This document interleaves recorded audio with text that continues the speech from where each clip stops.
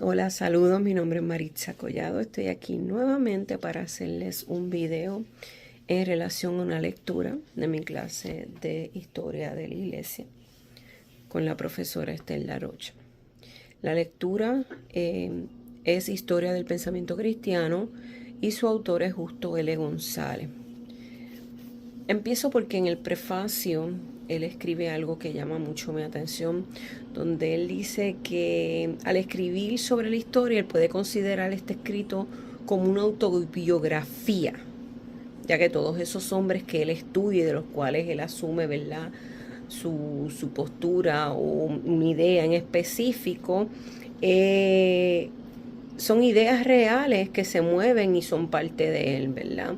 Esta idea me da un sentido muy práctico en nuestros días y lo considero que es una realidad en la historia en general. Pero hablando de la historia de la iglesia, continuando con esta lectura y con estos temas que llevamos en la clase, voy a tratar de hacer un resumen bastante breve de lo que estuve leyendo.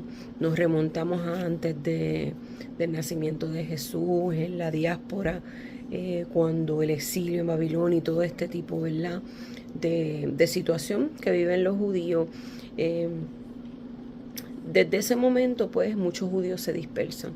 Viene un nacimiento de Jesús, el nuevo Mesías esperado apareció y los seguidores de él creen firmemente en lo que Jesús les expuso. Ellos no están formando una nueva iglesia, son judíos, son creyentes, practicantes de la ley judía, pero que están convencidos de que el periodo mesiánico ha comenzado. Ellos saben que el Mesías ya se presentó. Esto, ¿verdad?, no forma una nueva religión, sino más bien ellos son judíos, pero como una secta judía en este caso. Y es aquí donde comienzan las primeras persecuciones para estos cristianos por los mismos judíos. Les consideran herejes, así como consideraron a Jesús. Y pues todo este surgir y crecimiento de la iglesia se da en medio de esta disputa con sus mismos hermanos judíos. Viene el Espíritu Santo sobre la iglesia, está el movimiento de Pentecostés, donde Lucas escribe, ¿verdad?, el libro de Lucas y los Hechos, relatando todo este movimiento, ¿verdad?, de lo que el Espíritu Santo hace a través de los apóstoles en esa primera iglesia. Todo esto va creciendo, todo esto se va dando. Vemos un Esteban que es apedreado por sus mismos hermanos judíos, considerándolo hereje por profesar que Jesús es el Mesías y dando las buenas nuevas, ¿verdad?, del nuevo evangelio que ellos han conocido. Comienza la iglesia, comienzan los primeros ¿verdad?, discípulos junto con los apóstoles. En el libro de Hechos se relata todo lo que es este movimiento, como ya les dije, del mover del Espíritu Santo, como dice el autor de este libro. No sería ya los hechos de los apóstoles, sino los hechos del Espíritu a través de los apóstoles, palabras del autor, de Justo L. González. Y tenemos toda esta evidencia, ¿verdad?, en estos relatos. Se mueve la iglesia crece, la iglesia se disipa, ¿verdad?, por todo lo que, como dijo el mismo Jesús, más allá de Jerusalén, de Samaria, de Judea. Así se ve, la historia así lo demuestra. El imperio ayuda a este esparcir de la fe. La infraestructura, el comercio, la economía, el todo, ¿verdad?, estos centros de comercio muy grandes que tiene Roma en todas estas áreas, todo el Mediterráneo, diferentes, ¿verdad?, lugares muy céntricos hacen que gente de diferentes países, diferentes culturas y otros idiomas vienen aquí por lo del mismo comercio, y así mismo el evangelio se esparce con todo esto. Son muchos los sucesos y las etapas que vive los cristianos. persecuciones, como ya dije, de la misma iglesia judía, persecuciones del imperio por considerarlo una amenaza política, más bien por dividir lo que es el pueblo, porque algunos de ellos consideraban que, mira, no me importa en quién tú creas, a que Dios tú le rindas culto, después que te mantengas unido aquí, ¿verdad? Y formes parte del imperio, no hay ningún problema, pero ya para otros no era así. El emperador es considerado básicamente una divinidad, y si no me rindes culto a mí tienes problemas muy serios. Esto fueron cosas que los judíos de aquella primera iglesia, de aquel primer tiempo, experimentó. Muchas acusaciones fueron sin fundamento, muchas acusaciones fueron mentiras, pero tuvieron que pasar por ella. Dentro de las diversas sectas judías, no solamente la cristiana, ellos tenían dos puntos fundamentales que no eran negociables y que todas ellas mantenían, y era su monoteísmo, la creencia en su Dios, en Jehová, como único Dios verdadero, y la esperanza que ellos tenían de ese Mesías. En este caso, para los cristianos de aquella primera iglesia, ya el Mesías había aparecido, y ese Mesías era Jesús. Los judíos, ¿verdad?, no se vendían con nadie, no negociaban su fe y su ideología con nadie. Esto era presentado así ante todo, específicamente ante el imperio, ante el gobernador. Ellos siguen creciendo en medio de todo esto, la dispersión se sigue dando. La Septuaginta, que es uno de los escritos más importantes por el hecho de que fue la traducción de la Tanakh, ¿verdad?, de lo que es la Biblia judía al griego. Fue muy importante para todos estos judíos que ya estaban, ¿verdad?, helenizados, y que su habla era el idioma griego. La Septuaginta griega viene a ser una gran herramienta en manos de ellos.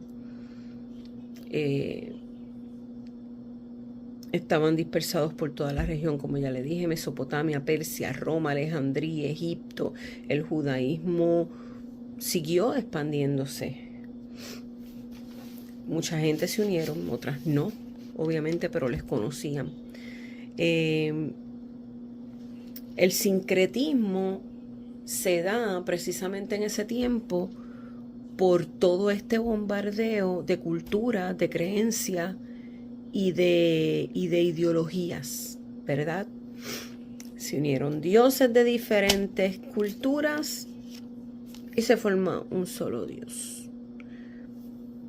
Como les dije ahorita, muchas veces ellos llegaron, ¿verdad?, el imperio, cuando mencionó ellos, era la idea de que, pues, no me importa quién tú adores, después que te mantengas unido al Estado, estás bien. Y así simplificaban: cojo tu Dios, cojo este Dios, y lo uno. O se crearon nuevos dioses. Todas estas cosas fueron corriendo y se fueron dando. En aquel tiempo, por ejemplo, el panteón era el templo de los dioses. ¿De cuántos dioses? Muchísimos. Ese era el panteón. Esto me da, ¿verdad?, muchas gracias, porque por lo menos en mi país, Puerto Rico, se le llama panteón al cementerio, ¿verdad?, a la tumba, básicamente. Y yo, mira qué bien, el panteón, el lugar de todos los dioses. Esto está muerto y el único Dios vivo es el mío, ¿verdad?, por decirlo así, un poco jocoso.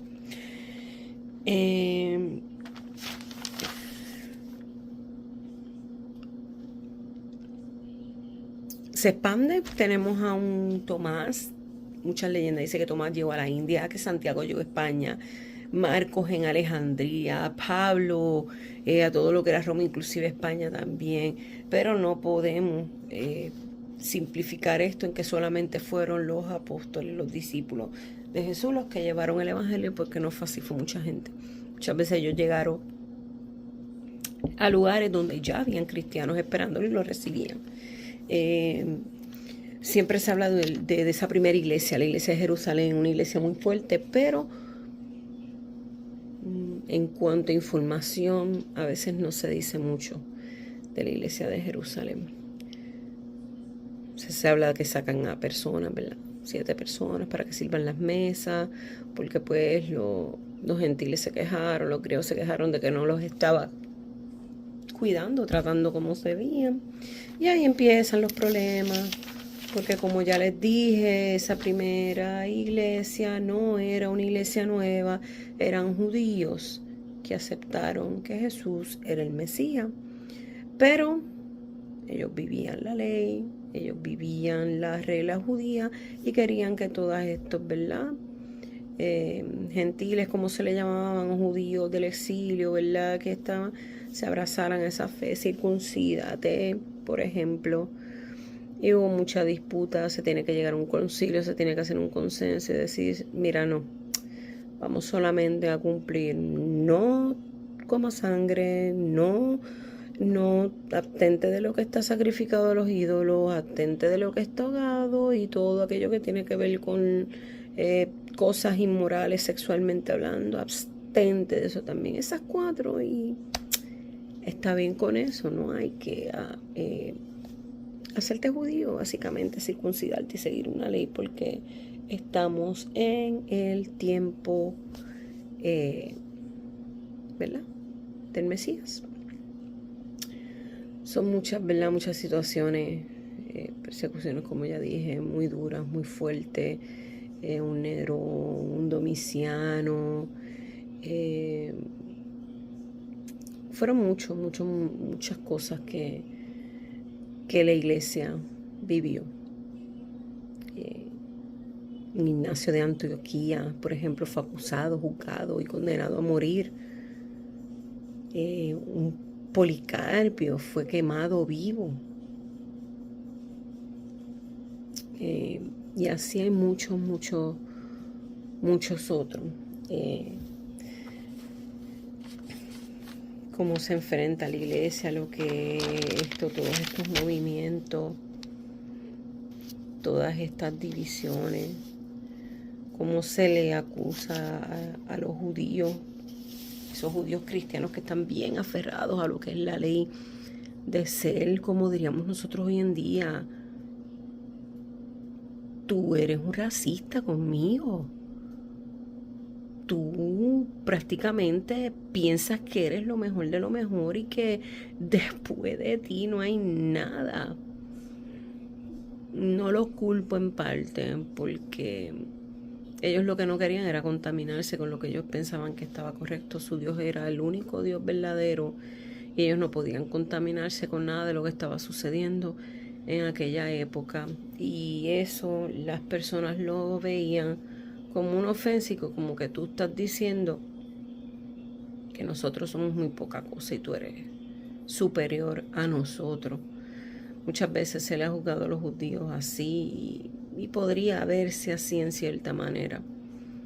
Ellos tenían que aprender a aceptar que como muchos de los discípulos y de gente que vinieron después de los discípulos, este Dios a quien tú consideras que es tu Dios, tu único Dios y que solo para ti, no es así, es para todos.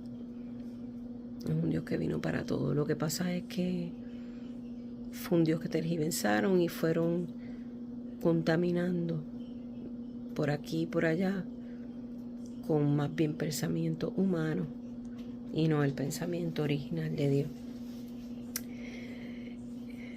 Ya pronto estaré haciendo otro video, tengo otra lectura que hacer y ya les estaré hablando un poco más de lo que pueda verla encontrar en la próxima lectura. En esta me quedo muy en clara, aparte de todas estas cosas que son muy importantes, con lo del prefacio.